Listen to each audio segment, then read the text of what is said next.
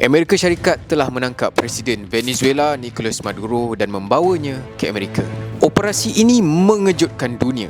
Persoalannya, adakah ini benar-benar perang menentang dadah atau sebenarnya perang kuasa dan minyak?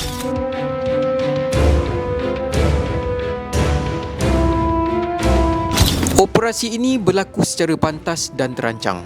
Maduro ditahan, dibawa keluar dari Venezuela dan kini berada di bawah tahanan Amerika. Amerika mendakwa ini langkah perlu untuk keselamatan negara mereka. Tetapi dunia mula bertanya, kenapa sekarang? Amerika mendakwa Maduro terlibat dalam pengedaran kokain, narkoterorisme dan konspirasi jenayah antarabangsa. Naratif Washington jelas, Maduro digambarkan sebagai ancaman global. Namun, ini bukan tuduhan baru. Tuduhan ini sudah wujud bertahun-tahun. Tapi, kenapa tindakan ekstrim baru berlaku sekarang?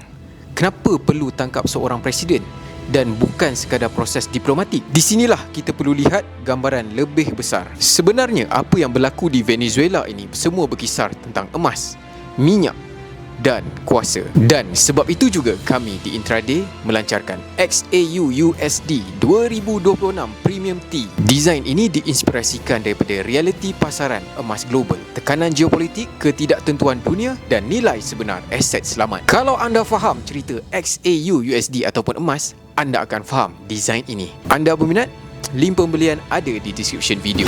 Venezuela bukan negara biasa. Negara ini memiliki rizab minyak terbesar di dunia. Minyak bukan sekadar tenaga. Ia adalah kuasa, pengaruh dan senjata ekonomi. Siapa kawal minyak, dia kawal arah dunia. Masalahnya, Venezuela tidak tunduk kepada Amerika. Jual minyak kepada sekutu lain dan rapat dengan China serta Rusia. Bagi Washington, ini bukan sekadar isu dadah. Ini isu hilang kawalan. China mengancam tindakan Amerika. Rusia pula menyifatkan ini sebagai pencerobohan kedaulatan negara. Dunia terbahagi.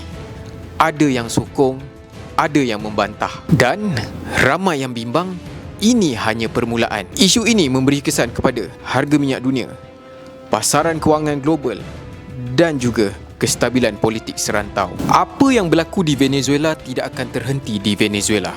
Jadi, adakah ini perang dadah atau perang minyak? Jawapannya mungkin kedua-duanya. Dalam geopolitik, alasan boleh berubah, tapi kepentingan sentiasa sama.